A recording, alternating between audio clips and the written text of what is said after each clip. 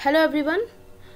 अभी आज हम देखेंगे जो central board of secondary education का सर्कुलर आया था आपका जुलाई 5 में, है ना, 5 जुलाई। ठीक है, तो इसमें आपको थोड़ी सी कन्फ्यूजन है आपकी जो भी अभी चल रही है, मतलब कि टर्म 1 में सिलेबस और मार्किंग स्कीम को लेके, तो वो आपकी काफ़ी रिजॉल्व हो जाएगी प्रॉब्लम। सबसे पहले तो मैं बात करूँगी कि जितने भी स्कूल के हेड हैं, मतलब है कि वाइस प्रिंसिपल या एडमिनिस्ट्रेशन डिपार्टमेंट और स्पेशल फैकल्टी, ठीक है, तो फैकल्टीज़ के लिए है कि देखिए सबसे पहले तो चीज़ क्लियर है कि एग्ज़ाम्स 2 टर्म में होना है, ठीक है, and each term have a covered a 50% syllabus, ठीक है, 50% सिलेबस कवर हो रहा है और इसमें आपको 2 आपके टर्म होंगे, ठीक है। और इसके लिए आपका इंटरनल असेसमेंट है, प्रैक्टिकम और प्रोजेक्ट्स वगैरह हैं।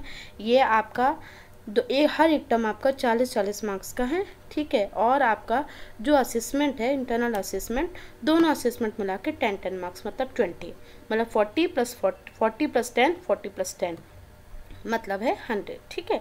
अब आपका बारी ये आई कि आपके जो एग्ज़ाम्स है टर्म 1 कब कंडक्ट होने हैं। टर्म 1 आपके कंडक्ट होने हैं नवंबर टू दिसंबर, इस टेंटेटिव नाउ, ठीक है, कि बाकी 15 नवंबर, ठीक है। डेट वैसे सब आई है आपकी टर्म आपके सीबीएसई के लिए, सीबीएसई से आई है, ठीक है। आपको एक चीज़ का बस ध्यान रखना है कि आपको सीबीएसई के नॉर्म्स के अकॉर्डिंग सारी चीज़ें करनी है। सर्कुलर आप लोग रेगुलर चेक करते रहिए सीबीएसई की साइट में जाके, जैसे कि अभी आपका जो भी सिलेबस है और जो भी पैटर्न है, चाहे आपका प्रैक्टिकल से रिलेटेड हो या थ्योरी से रिलेटेड, आपको उसी को आपको क्या करना है, फॉलो करना है। ये चीज़ का आपको ध्यान रखना है कि आपको केवल उसी को ही फॉलो करना है, ठीक है। स्पेशली क्या हो रहा है, आपका कन्फ्यूजन इसमें चल रहा है कि हम कौन सा, मतलब जो सिलेबस है हम कैसे उसमें कवर करें, ठीक है। जो भी आपको पैटर्न दिया है इसमें प्रैक्टिकल्स के पैटर्न, वो पैटर्न दिया असेसमेंट के, प्रोजेक्ट के, आपको उसी को करना है, ठीक है। उसी को आपको क्या करना है, उसी को फॉलो करना है। और इसके बाद जो आपका इंटरनल एग्ज़ाम्स जो अभी आपके हो रहे हैं, उसके लिए बच्चों का क्या बन रहा है, इंटरनल असेसमेंट फाइल या आपकी आईटी की फ़ाइल या आपके एग्ज़ाम आपकी प्रैक्टिकल फ़ाइल जो भी बन रही है, आपको क्या करना है उसमें कि ये देखिए थ्योरी के लिए, ठीक है, आपका उसका वेटेज कितना रहेगा, ठीक है। आपके एमसीक्यू से internal assessment the weighted of marks terminal examination will be conduct, the board will be increase to provide year the end of the result candidate, ठीक है। तो आपको सबसे पहले तो मैं बस यही बोलना चाहूँगी कि आप लोग सीबीएसई के जो भी नॉर्म्स, सीबीएसई के जो भी सर्कुलर हैं, केवल उसी को फॉलो करें, भले आप किसी भी स्कूल से आप बिलोंग करते हो। आपको मतलब है कि मोस्टली समय क्या चला, नेट में बहुत सारी चीज़ें आ रही हैं, चूँकि इंटरनेट है तो बहुत सारी चीज़ें आती थी, आपको क्या करती है, मिसगाइड करती है, ठीक है। तो मिसगाइड बिल्कुल भी मत होइए, आपको प्रॉपर जो सर्कुलर दिया गया है, ठीक है, इसलिए मैंने आपको सर्कुलर ओपन करके ही मैं आपको बता रही हूँ। तो आप लोग जाके भी सीबीएसई के साइट में जाके पूरा जो ओएमआर शीट से रिलेटेड, एग्ज़ाम से रिलेटेड और एमसीक्यू से जो भी आपके पैटर्न्स आने हैं वो कैसे कंडक्ट होने हैं या किस तरीके से आपको देने हैं, आपको सब चीज़ का सिलेबस आपको उनके सर्कुलर में मिल जाता है, ठीक है।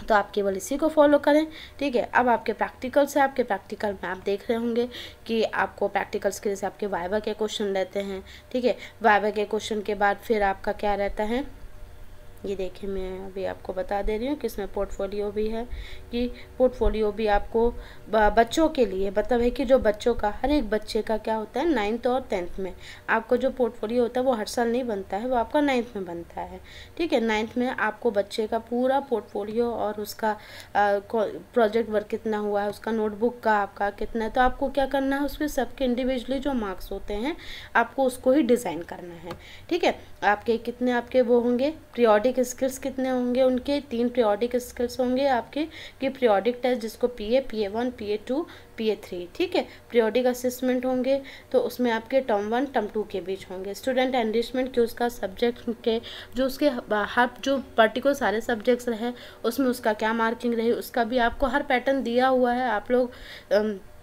SQP जो है, SQP है आपका और सेक के, ठीक है। आपको वो पूरी उससे क्या करिए, फाइल अपने सब्जेक्ट से रिलेटेड, अपने सब्जेक्ट उसका SQP और अपना सब्जेक्ट उसका MS, मतलब है कि मार्किंग स्कीम पूरा डाउनलोड कर लीजिए।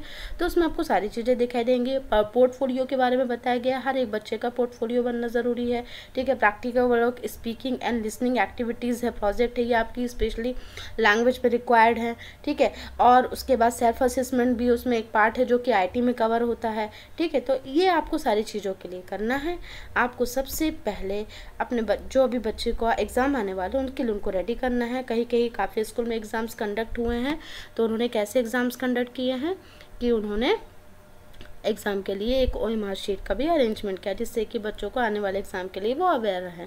ठीक है, अभी आने वाला जो अभी आपका एग्ज़ाम है उसमें नवंबर में ही आपको CBSE अपनी साइट में क्वेश्चन पेपर अपलोड करेगी, तो आपको उसी से क्वेश्चन पेपर निकालने हैं। ठीक है, और उसके सारे आपके इंस्ट्रक्शंस जो है आपको सारे मिलेंगे। अभी मार्किंग के लिए अभी आपको केवल जब तक कि CBSE डाउनलोड नहीं करता अपने क्वेश्चन पेपर, तो आप डिसाइड नहीं कर सकते हैं। ठीक है, तो कि 40 मार्क्स का है कि 50 मार्क्स का है, please do not be confuse. ठीक है, बिल्कुल कंफ्यूज मत हो।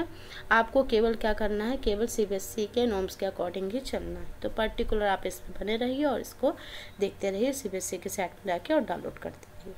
Now take care, bye bye.